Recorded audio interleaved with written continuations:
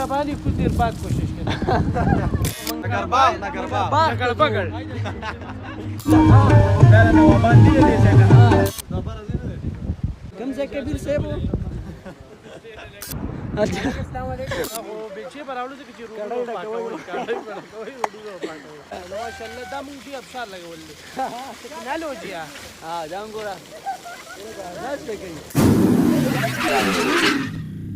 السلام علیکم ملګرو د خانم امید لرم چې ټول بخیر د صحت په جامه وایي یو ځل بیا د خپل خوږو ملګرو سره د چترال په دور روان یو کوشش وکړئ چې ویډیو را سره تر اخره وګورئ په دار سنې زاري هغه هم در سره په ویډیو کې شریک کوم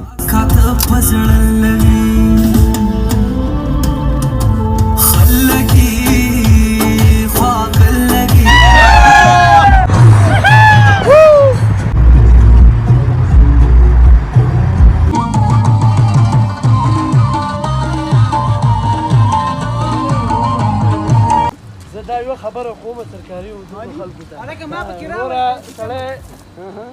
روډ جوړای پکاره چې لا دومره نیمه روپۍ تاسو وایي د څه پکاره چې خو پوره مرسته وشي یو بیچاره ها برای مهرباني کو دیر بعد کوشش کړه موږ براونه کړی الګا عبید خان څه کې انځه ها جی جی شنو کدا ځوانه پوس روغه کې یو وای سره او کنه دا خبره هم پوینټ پکې دار خساره ونه تخته باغ تر ورسېدو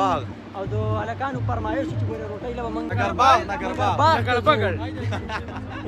او سین ډیر زیات تیز دا افغانستان سیند دی کوم ځای افغانستان سیند افغانستان ساده په اول ځل راځي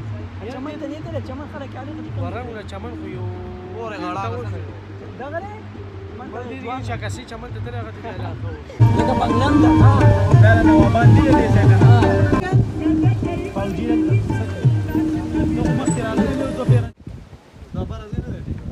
کوم ځای کبیر صاحب ګرځي پیدل بس ګرځي ساده دا وګوره کا بغیر اجازه دنه نشي وتلی وره چوته یې سي تکاره تعالی بند نمبر درکې بيزي دي باسیدا وګی شو یې سامان راخلی ښا دغه دارا ولا دا چټای دا دا خوره ولونده هغه غامون وشه څه کپلې ښه کیدا میسه هلا دا وګوره په بیت خانه یو ټیک دی کنه خانجی یو برابر دی السلام علیکم خورای الګه خورای نه الکان را ورسېده یاره شوي دی وای روټۍ خورو او د دې نه پاس به بیا سوچ کوو چې کوم ځای ته وخت هم نه راځي خورای روټۍ چترال ده او ماشاءالله بهترین ځای دی شکل راشي دي پر بچي و دا خو بچي براولو چې روډو پاکوي کاړي پړکوي روډو پاکوي ها دا نه بغیر کیږي نو او نو ماشاءالله ای ون ځای دی چکل او دا جات والا خلک دي مبارک دې سو ماشاءالله دا مونږ دی ابشار لګول دي ټیکنالوژي